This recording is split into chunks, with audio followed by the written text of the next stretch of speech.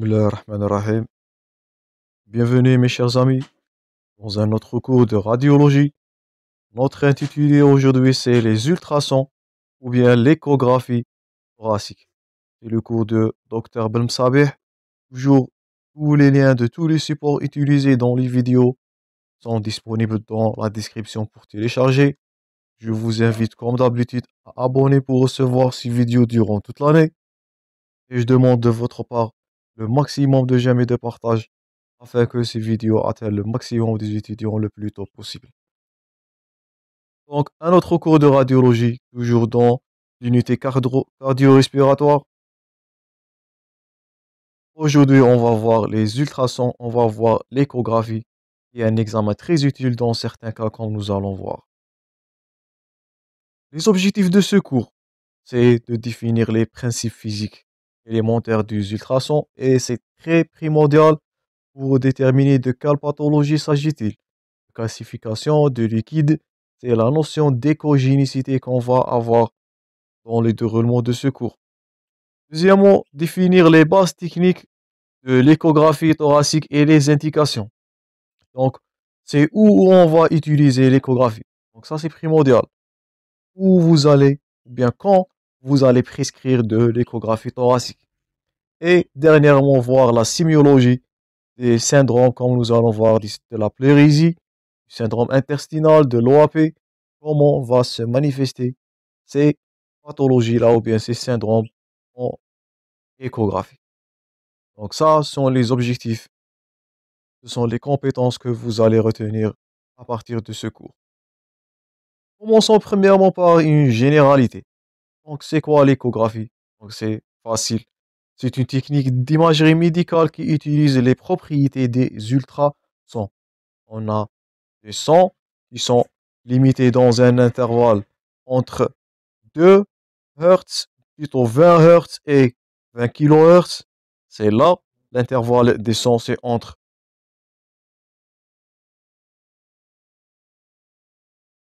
20 Hz et 20 kHz. Au-delà de 20 kHz, nous sommes dans les ultrasons, comme nous allons voir dans une seconde. Donc, ça, c'est la caractéristique des ultrasons. Et notez bien, ce terme-là, c'est une technique qui est non invasive. C'est très important. On peut faire jusqu'aux 100 échographies par jour sans risque d'irradiation de l'organisme et ça va lui rendre très utile dans le terrain où la radiographie est contre-indiquée. Donc l'échographie, le majeur avantage de l'échographie, c'est qu'elle est une technique d'imagerie non invasive, elle est non irradiante. Ça, vous devez le noter. Ces ultrasons-là, ces ondes, sont la propagation, comme vous voyez là. Ça, c'est une propagation des ultrasons à travers, au travers le milieu, selon les propriétés physiques de ce milieu-là. Et on va noter des milieux qui sont anéchogènes, hyper-échogènes ou hypoéchogènes, comme nous allons voir dans l'enchaînement de ce cours. Donc, ces ultrasons, elles ne diffusent pas de la même manière dans les structures différentes. L'air, l'eau, les structures solides n'ont pas les mêmes caractères d'échogénicité comme nous allons voir. Et là, toujours, notez bien que les ultrasons, son intervalle c'est entre 20 kHz et 200 MHz. Donc, inférieur à 20 kHz, nous sommes dans les sons audibles. Donc ça, c'est de la biophysique. Au-delà de 200, plutôt au-delà de 20 Hz, jusqu'aux 200 MHz, tout ça, c'est l'intervalle des ultrasons. Mais en domaine médical, en domaine de l'échographie et exploration du Doppler, les fréquences utilisées sont très bas. C'est entre 1 jusqu'aux 15 MHz environ. Donc, on n'utilise pas jusqu'aux 200 MHz. On utilise dans le domaine échographique, dans le domaine médical, de 1 jusqu'aux 15 MHz. Donc tout ce qui est en rouge, tout ce qui est en gras, tout ce qui est à noter, bien sûr, ce sont des questions probables d'examen, ce sont des notions à retenir, ce sont des notions primordiales dans votre compétence. Donc ça, c'était une petite introduction et des généralités concernant les ultrasons et de l'échographie thoracique. Passons maintenant à l'appareil échographe. Donc, ça, c'est de l'échographe, c'est l'appareil qui permet de faire de l'échographie. Donc, quelques généralités sur cet appareil.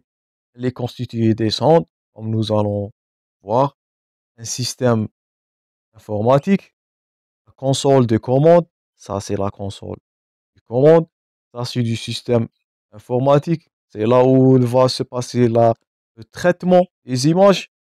On a le système de visualisation, c'est un moniteur ou bien un système d'enregistrement des données.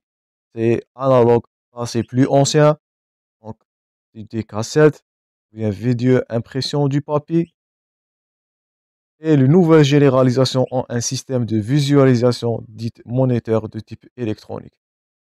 Bien sûr, tout est disposé dans un chariot mobile qui va permettre d'effectuer l'examen au chevet du patient. Donc ça, c'est de l'échographe. Il est constitué rapidement du sonde, du système d'information, bien le système informatique qui va traiter les images, une console de manipulation ou bien une console de commande, et bien sûr le moniteur pour visualiser l'imagerie et les résultats. Donc, ça, vous allez voir dans votre terrain de stage, vous allez voir échographe, c'est parmi les examens paracliniques primordiaux dans les unités de soins cardio-respiratoires. Maintenant, on va parler un peu sur ces sondes-là. Donc, ils sont des sondes céramiques, on les appelle les sondes piezoélectriques ou bien les ZT. Donc, ces ondes-là, on dispose de deux types. Vous voyez là, c'est la sonde, c'est le lieu d'entrée de l'information vers l'échographe où on va voir les résultats. Donc, la sonde va émettre les ultrasons, ils vont faire de l'interaction avec surface et c'est l'écho qui va être recevé de nouveau par la sonde et transmis vers l'échographe qui va traiter ces résultats-là et pour montrer une image dans le moniteur. Donc, on a deux choix de ces ondes-là. On a des ondes superficielles ou bien à haute fréquence et des ondes à basse fréquence. Donc ça, c'est des ondes qui sont à haute fréquence. Et ça, c'est leur type, c'est leur morphologie. Et là, ce sont les sondes à basse fréquence et chacun des deux a son indication. Premièrement, les sondes à haute fréquence, il nous permet de voir une étude fine, mais de faible profondeur. Donc là, vous voyez, la fréquence là, elle est haute. Elle nous permet de voir une image fine sur cette paroi, mais vous voyez là, elle n'atteint pas les couches profondes du corps humain. Donc c'est une étude superficielle, mais elle est fine et bien détaillée. Donc, premièrement, les sondes à haute fréquence, ils sont à une fréquence entre 6 et 15 MHz. Donc celle-là, notez bien, c'est une sonde à haute fréquence. Leur utilisation, c'est l'étude fine d'une faible profondeur. L'inverse, ces sondes-là, dites sondes à basse fréquence. Donc là, vous voyez que la fréquence là, elle est basse, car la durée, plutôt l'intervalle est entre les ondes, il est augmenté. Donc c'est une basse fréquence, mais elle est profonde.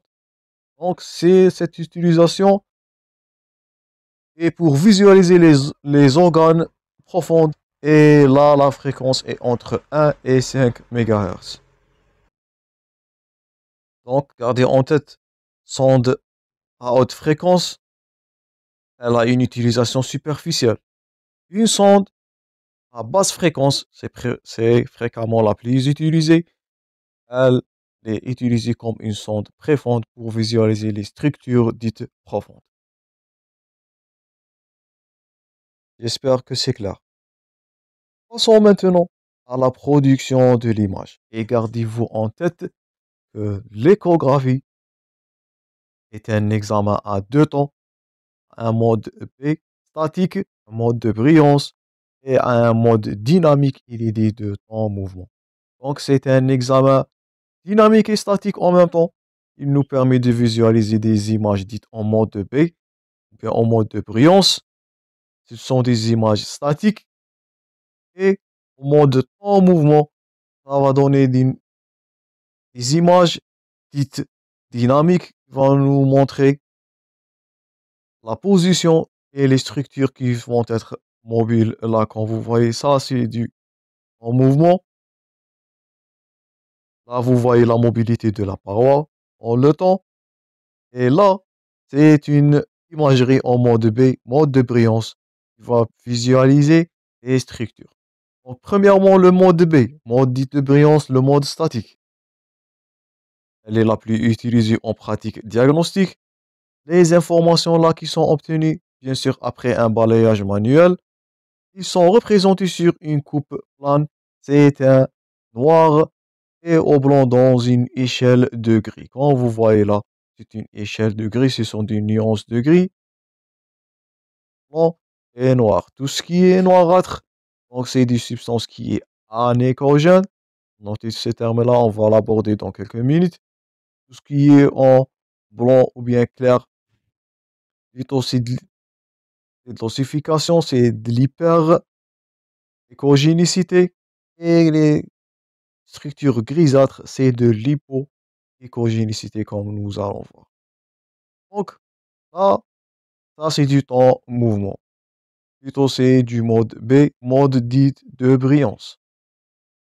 Donc, ça c'est du mode B. Ce sont des images statiques.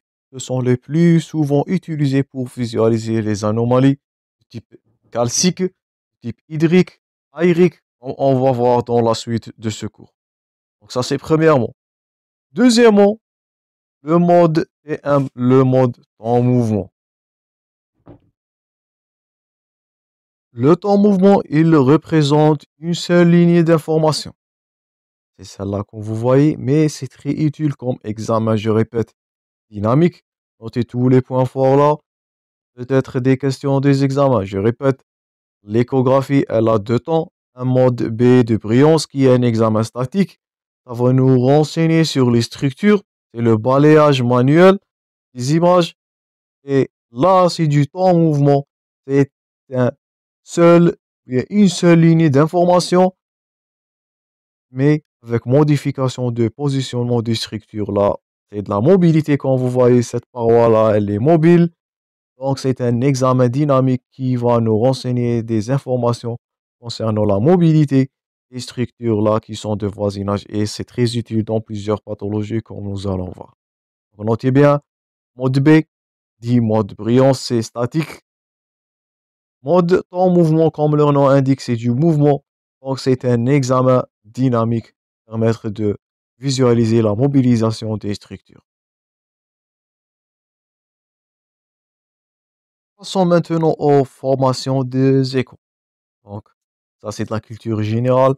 Vous savez tous que les échos, ce sont les ultrasons qui vont être réfractaires et peut-être revenir et acquérir par de la sonde. Donc, les tissus là qui vont être traversés doivent être, ou bien sûrement doivent produire des échos. Surtout les produits hyper-échogènes ou bien les structures hyper-échogènes. Et ces derniers, ils vont retourner, comme je vous ai dit, vers la sonde où elle va les recueillir. Quand vous voyez là, ces ultrasons qui sont émis là, là c'est de la réfraction. Ils sont revenus, ils sont recaptés de la sonde et ils sont transmis au-delà vers du système de traitement de l'information pour les afficher dans le moniteur. Donc le principe c'est simple, c'est de l'écho, c'est le principe du sonar, c'est le même principe comme un sonar. Ce sont des ultrasons qui sont émis dans des milieux anéchogènes et ils vont revenir avec une réflexion, ils vont revenir de nouveau vers la sonde et cette informations ou bien ces informations qui vont revenir, ils vont être traités par du centre de traitement ils vont apparaître comme une image illustrative de l'organe cible dans le moniteur ou bien dans la scopie directement. Et notez bien que la vitesse du son dépend uniquement sur le milieu. Et dans ce contexte, les milieux-là, on dispose de trois milieux. On dit anéchogène, on dit hyper-échogène ou hypoanéchogène. Et les exemples les plus fréquents, ça vous devez retenir par cœur, c'est de l'os. Bon, ça, ce sont des questions fréquentes d'examen. Donc, l'os, il est dur. Donc, il va former de l'écho. Donc, autant que les ondes vont frapper au niveau de l'os, ils vont revenir parce que l'os est très solide. On dit qu'il est hyper échogène. Il va donner cet aspect-là qu'on va détailler dans juste une minute. L'eau, par contre, il est permissif. Donc, les ondes, là, des ultrasons, ils vont arriver au niveau du milieu liquide. Ils vont être transmis. Donc, ça, c'est une transmission. Aucune absorption. Là, dans le tissu solide ou bien osseux, ça, c'est une réflexion avec absorption. Donc, les rayons là, ils sont absorbés comme on va détailler.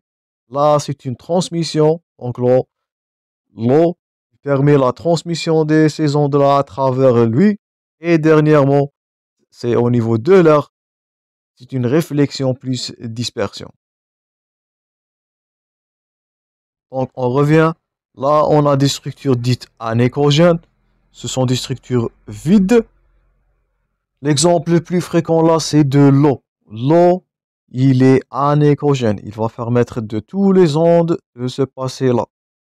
Deuxièmement, on parlera, comme je vous ai dit, de l'hyperéchogénicité. Ils vont apparaître blanches, blanchâtres, opacité dans l'ultrason. Et l'hypoéchogénicité, c'est l'aspect grisâtre ou noirâtre. Et on peut parler aussi d'une homogénéité ou hétérogénéité. C'est très primordial, c'est très utile pour déterminer certaines pathologies. Et comme je vous ai dit, on a trois structures. On va les détailler maintenant. Premièrement, les structures dures. Donc ça, c'est de l'os.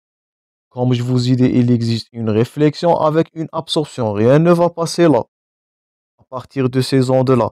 C'est pour cela on dit que l'os, c'est une hyperéchogénicité. Comme vous voyez là, elle est d'aspect blanchâtre. C'est opaque. C'est une opacité. Donc, c'est une hyperéchogénicité, mais avec un cône d'ombre qui est pur. Donc là, rien n'aura passé. Imaginez-vous que celle-là est une calcification. Les ondes là, ils vont venir à partir de la paroi. Là, ils vont être absorbés totalement. Certaines vont revenir pour former d'image hyper échogène vers la sonde qui va les rattraper et rien ne va apparaître au-delà de ces calcifications-là, par exemple, et ils vont apparaître anéchogènes là. Donc, l'os, c'est une hyper, notez ça bien, ce sont des questions fréquentes d'examen, je vous invite à prendre des notes toujours. L'os, c'est une hyper échogénicité avec un cône d'ombre postérieur qui est dit pur. Donc là, un cône d'ombre qui est dit pur. Premièrement. Deuxièmement, l'eau. Donc, vous savez tous que les ultrasons vont disperser dans l'eau de façon qui est très importante. Et pour cela, on dit que l'eau, il est anéchogène. Il va pas fabriquer de l'écho. Il va passer. Donc, c'est transmissif. C'est une transmission. L'eau, il va transmettre tous les ultrasons venir de ta part ou bien de la sonde là vers les structures sous-jacentes. Et c'est pour cela on dit que l'eau, c'est une structure anéchogène, c'est de l'anéchogénicité, mais avec un renforcement postérieur, c'est de la transmission. Donc là, c'est l'absorption, c'est une opacité ou bien hyper-échogénicité avec un cône d'ombre qui est pur. C'est une flexion-absorption. L'eau, c'est l'inverse. Il va rien absorber, il va laisser passer tout. Donc, il va apparaître un écogène, c'est l'aspect noirâtre là de l'eau, mais avec un renforcement postérieur. Donc, c'est celle-là, c'est au niveau de, c'est une transmission. Donc, les ondes qui ont arrivé au niveau de cette structure liquidienne, au niveau de l'eau, elle a passé et elle a nous donné cet aspect-là de cône d'ombre ou bien du renforcement plutôt qui est postérieur. C'est une transmission. Ça est en faveur d'une pathologie liquidienne. Ça, c'est de l'eau peut-être. Et la troisième variété, donc ça, c'est de l'air. Donc l'air, c'est hyper écogène. Donc les ultrasons là, ils vont pas passer à travers de l'air. Ils vont revenir, ils vont créer de l'écho. Donc c'est hyper écogène. Mais notez bien la différence entre l'air et calcification par exemple, ou bien de l'os. Ça, c'est un cône d'ombre qui est pur. Là, c'est un cône d'ombre qui est impur. Donc vous voyez là la différence. Donc là, ici, c'est une lithiase probable, mais là, c'est de l'air. Donc là, par exemple, c'est une lithiase biliaire si c'est l'image d'une vésicule. Et là, par exemple, c'est de l'aérobilie. C'est de l'air au niveau de la bile, par exemple. Donc, l'hyperécogénécité de l'os, elle a un cône d'ombre qui est, je répète, pur. Notez tous ces critères-là. Ce sont des questions fréquentes, bien sûr.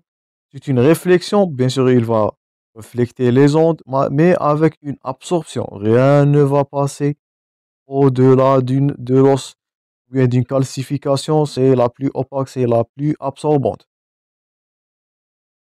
L'air, par contre, donc c'est une hyperécogénécité cette fois-là, mais avec un cône d'ombre qui est dit impur. Donc là, c'est le phénomène-là. C'est une réflexion. L'air, il va faire de la réflexion des ondes. Donc c'est pas de l'eau, le seul l'eau qui est anécogène, mais avec dispersion aussi. Donc il va pas absorber, il va refléter et il va faire de la dispersion. Donc les ondes là, les ultrasons qui sont venus d'après la sonde là, après qu'ils faire contact avec de l'air, ils vont être dispersés et ils vont nous donner l'aspect, je répète, du cône d'ombre qui est dit impur. Donc si on récapitule, là c'est une calcification ou bien c'est de l'os. C'est une structure hyper écogène, bien sûr. Elle apparaît blanchâtre, comme vous voyez là. C'est une hyper écogénicité avec un cône d'ombre qui est là, pur. C'est une réflexion avec une absorption des ultrasons. C'est pour cela on voit l'aspect noirâtre derrière l'os. Il a absorbé tous les ultrasons. L'air, par contre, il est hyper écogène, mais il ne va pas absorber les ultrasons, il va les disperser. Et pour cela, on voit cet aspect de cône d'ombre qui dit impur. Donc ça, c'est la différence entre air et os. C'est une réflexion avec dispersion. Et bien sûr, l'eau va favoriser la transmission des rayons, plutôt des ultrasons. Et pour cela, on dit que l'eau, il est anécogène. Donc, il a un renforcement postérieur des structures. Donc, vous devez garder en tête ces trois critères-là. L'os, hyperécogénécité avec un cône d'ombre qui est pur. Notez ça bien, je vous invite à prendre note maintenant. L'eau, qui est une structure anécogène, c'est une transmission totale des ondes. Avec de l'air, qui est une hyperécogénécité, c'est hyper écogène, mais avec un cône d'ombre qui est impur. Il n'y a pas d'absorption, là il y a une dispersion. On va voir maintenant quelques exemples. Donc là, c'est de la vésicule biliaire. Et ça, c'est du calcul biliaire. Est-ce que vous voyez là? Donc, c'est une hyper écogénicité, c'est blanchâtre. Là, c'est clair. Plutôt, c'est blanchâtre. Avec un cône d'ombre, comme illustré là dans la flèche. Un cône d'ombre qui est pur. Donc là, c'est une structure calcique. Donc, une masse calcique dans une vésicule, c'est quoi ça? C'est une lithiase biliaire. Ça, c'est premièrement. C'est une calcification avec un cône d'ombre pur d'absorption. Là, c'est une vésicule biliaire. Donc là, deuxièmement, qu'est-ce que vous voyez là? Donc c'est une structure anéchogène, elle est noirâtre. C'est une structure anéchogène totale avec, c'est quoi ça en flèche là? C'est du renforcement postérieur. Donc ça se rappelle, ça ressemble à quel critère? Ça ressemble là à l'eau. Donc là, c'est de l'eau. Donc là, c'est de l'eau. Donc c'est du liquide qui se trouve au niveau de cette structure-là. Donc là, c'est une structure calcifiée ou de l'os, ça c'est du lithiase biliaire. Là, c'est du liquide. Par exemple, ça c'est de la vessie, donc elle éclaire, elle va apparaître comme une structure anéchogène, noirâtre, avec un renforcement postérieur. Dernièrement, là, c'est quoi cet aspect-là? C'est une lignée qui est hyper échogène, donc il existe une flexion. Mais ce cône d'ombre-là, il n'est pas pur comme celui-là. Celui-là, il est pur. L'absorption là, elle est totale. Rien à passer à travers ce calcul-là. C'est pour cela que c'est une structure osseuse. Mais dans cette image-là, comme vous voyez, c'est une hyper-écogénicité. Mais regardez-vous, ce cône d'ombre-là, il est impur. C'est pas noirâtre, c'est grisâtre. C'est un artefact qui est lié à une dispersion. Donc une hyper-écogénicité avec un cône d'ombre qui est pur, c'est quoi? C'est de l'air. Donc là, c'est du plèvre par exemple. Cet aspect-là, c'est de l'air qui a échappé, qui a rentré dans le plèvre. Donc vous voyez, je répète, c'est primordial pour vous. D'abord, c'est le but de toute cette partie-là, c'est de garder en tête les caractéristiques de l'écogénicité du structure classifiée de l'os, de l'eau bien sûr et de l'air. Répétons une autre fois, ça c'est de la vésicule biliaire, ça c'est du lithiase. C'est une hyper-écogénicité avec un cône d'ombre qui est pur. C'est le premier aspect là. Vous devez noter ça par cœur. Deuxièmement, cet aspect-là, c'est une structure anéchogène, elle est noirâtre, avec un renforcement postérieur. Donc elle ressemble, là c'est de l'eau. Par exemple là c'est une vésicule, ou bien c'est une vessie qui est intacte, qui contient du liquide bien sûr. Troisièmement, là c'est du plèvre. Comme vous voyez là, c'est une ligne hyper échogène. Mais cette ligne hyper échogène, elle a un cône d'ombre qui est impur. Donc c'est quoi là? C'est quoi ça? C'est de l'air. Vous voyez, c'est l'aspect là qui est impur. Donc grisâtre, si on peut utiliser le terme. Donc là, c'est de l'air qui a échappé au niveau du plèvre. Donc ces trois critères-là, c'est primordial pour déterminer de quelle pathologie s'agit-il. D'abord, c'est le but de cette vidéo aujourd'hui. Alors j'espère que vous avez noté les critères là. Je vous insiste à retenir ces aspects-là par cœur. Avant de conclure cette partie, on va aborder les indications de l'échographie.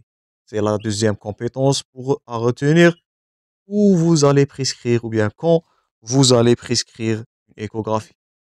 Donc, c'est pas un examen de première intention, mais elle offre cette échographie de diagnostiquer le pneumothorax, de diagnostiquer la consolidation alvéolaire du syndrome interstitiel ou c'est au niveau du lit du patient. Donc, les patients qui sont intransportables, qui sont alités définitivement, malheureusement, l'échographie reste très très utile au lit de ces patients-là.